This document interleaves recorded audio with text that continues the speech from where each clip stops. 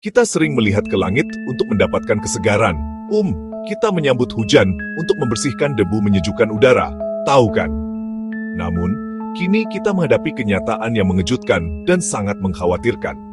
Penemuan terbaru menunjukkan bahwa hujan yang turun di kota-kota kita tidak lagi murni. Peneliti dari Badan Riset dan Inovasi Nasional, Indonesia, dan IPB University telah menemukan sesuatu yang mengkhawatirkan di dalam tetesan hujan Jakarta. Tersembunyi di dalam air yang memberi kehidupan ini adalah fragmen plastik mikroskopis yang tak terhitung jumlahnya. Temuan ini, yang berasal dari sampel yang dikumpulkan secara cermat sejak tahun 2022, mengkonfirmasi bahwa atmosfer kita telah menjadi jalur bagi polusi plastik, mengembalikannya langsung kepada kita setiap kali hujan turun. Ini bukan masalah untuk masa depan, ini adalah krisis saat ini. Setiap kali hujan turun di atas kota seperti Jakarta, konsekuensi tindakan kita jatuh dari langit dan masuk ke air yang kita andalkan. Dari mana datangnya para penyerbu plastik kecil ini? Jawabannya ada di sekitar kita, terjalin dalam rutinitas harian kita. Pelaku utamanya adalah plastik sekali pakai yang telah menjadi umum dalam kehidupan modern. Pikirkan kantong plastik yang kita gunakan untuk belanjaan, botol sekali pakai yang kita minum, wadah styrofoam yang menampung makanan bawa pulang kita. Sinar matahari dan gesekan memecah benda-benda ini menjadi potongan-potongan yang semakin kecil. Fragmen-fragmen ini, yang dikenal sebagai mikroplastik, adalah hantu persisten dari produk sekali pakai. Sumber signifikan lainnya, pakaian kita sendiri, polyester, nilon, akrilik. Dengan setiap siklus pencucian, ribuan serat mikroskopis terlepas. Terlalu kecil untuk ditangkap penyaring standar, mereka lepas ke saluran air dan udara. Hiruk-pikuk kota menggilingnya jadi bubuk halus mikroplastik yang mudah terangkat angin dan panas. Perjalanan partikel mikroplastik dari tanah ke tetesan hujan adalah contoh ilmu atmosfer yang luar biasa meskipun mengganggu. Serat dari pakaian, debu dari ban, sangat ringan. Mereka mudah terbawa angin, bergabung dengan arus udara yang luas di atas kota. Efek pulau panas perkotaan menciptakan arus ke atas yang membawa partikel-partikel kecil ini lebih tinggi ke atmosfer. Naik ke ketinggian tempat awan terbentuk. Di sana, mikroplastik memainkan peran baru, inti kondensasi. Uap air berkumpul di sekitar bintik sintetis, tumbuh jadi tetesan.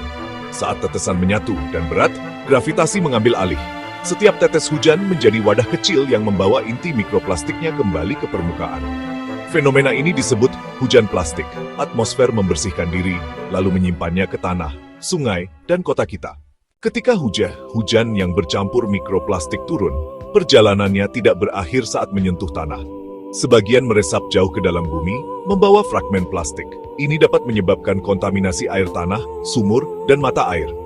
Di tanah, plastik mengubah struktur dan mengganggu komunitas mikroorganisme.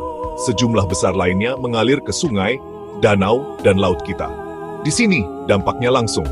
Hewan air tidak membedakan plastik dari makanan. Mereka menelan plastik, melukai organ, menyumbat pencernaan hingga kelaparan. Konsekuensinya menyebar ke seluruh jaring makanan hingga manusia. Plastik tidak menghilang. Ia menumpuk. Bioakumulasi meningkatkan konsentrasi di puncak rantai makanan. Lingkungan kita tidak berevolusi untuk memecah polimer sintetis. Plastik tetap ada dan menumpuk. Kontaminasi permanen menurunkan kualitas habitat dan keanekaragaman hayati. Hujan, yang dulunya pembawa kehidupan, kini membawa racun yang bekerja lambat.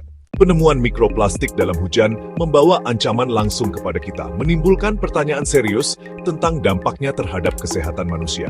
Kita terpapar melalui berbagai jalur, air minum, makanan laut, dan udara. Di dalam tubuh, benda asing kecil ini berpotensi berbahaya. Tubuh tidak dirancang memproses plastik. Respons imun memicu peradangan kronis. Plastik tidak inert. Aditif kimia dapat larut dan mengganggu sistem hormonal. Risikonya mencakup masalah perkembangan, reproduksi, dan penyakit terkait hormon. Bukti awal mengkhawatirkan. Paparan jangka panjang terkait kondisi serius. Partikel cukup kecil melewati usus ke aliran darah, menumpuk di hati, ginjal, bahkan otak. Dampak jangka panjang penuh belum sepenuhnya dipahami, namun potensi bahayanya nyata. Paparannya terus-menerus dan meluas, eksperimen global yang tak kita setujui. Melindungi kesehatan berarti melindungi lingkungan dari kontaminan persisten ini. Mulai sekarang, dihadapkan pada masalah sebesar ini, mudah untuk merasa tidak berdaya. Namun, perubahan dimulai dengan kekuatan kolektif dari tindakan individu. Kurangi drastis plastik sekali pakai. Botol, cangkir, tas, sedotan, peralatan makan. Pilih produk dengan kemasan minimal untuk mengirim pesan kuat ke produsen.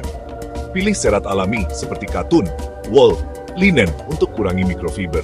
Gunakan kantong cucian dan filter penangkap mikrofiber saat mencuci. Jangan pernah membakar plastik. Pilah dan kirim ke fasilitas yang tepat. Sistem pengelolaan limbah yang efektif mencegah kebocoran ke lingkungan. Kita butuh kebijakan kuat, penegakan industri, dan investasi infrastruktur. Area pemanen air hujan perlu filtrasi canggih untuk hilangkan mikropartikel. Dorong riset bahan benar-benar biodegradable dan mikroba pemecah plastik. Pertanyaan publik, kalau hujan sudah tercemar, apa yang masih bisa kita minum dengan aman?